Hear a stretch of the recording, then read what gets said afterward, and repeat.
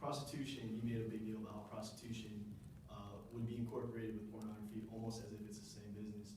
One thing that we see with that is if it were incorporated with pornography, what would we label prostitution as? If everyone does pornography, if everything is considered porn, then what is prostitution? And if we were to legalize it, how would that, how would that bring down any kind of, prostitution issues as far as crime and the moral values? And that's another thing that he brought up, is that if it were legalized, it would be morally accepted. In today's society, pornography is, to some people, morally accepted, but to most, morally looked down upon, to exploit women and to exploit not only women but men. And prostitution is inherently immoral, commercially exploitative, and empowers the criminal underworld and promotes the repression of women by men. It's inevitable that in any pornography business, men are the dominants in the business over women. You look at, like you said, the crew. Most of the crew is all men. Most of the actors or actresses are just women. And the way that they're portrayed in the videos, or the way they're portrayed in the scenes or in the actions, is of being with no dominance, almost helpless. And that, in relation to prostitution, is the same thing. And one thing that's different between prostitution and pornography, one is illegal, one is legal. One is illegal and one is legal.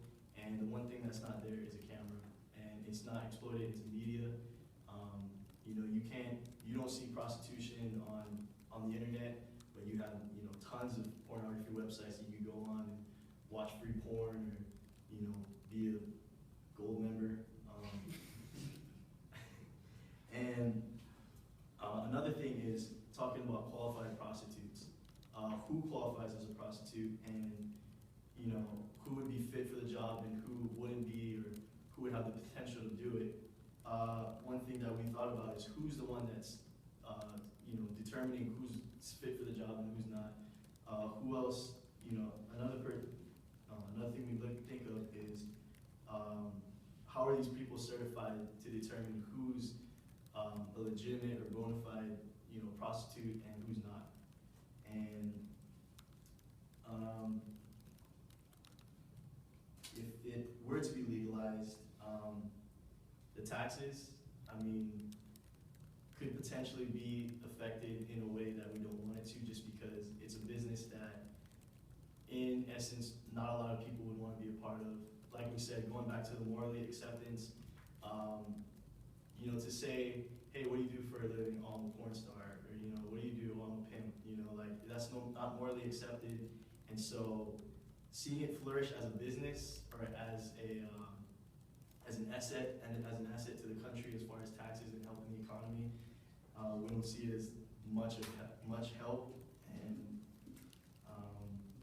with that, thank you. Thank you.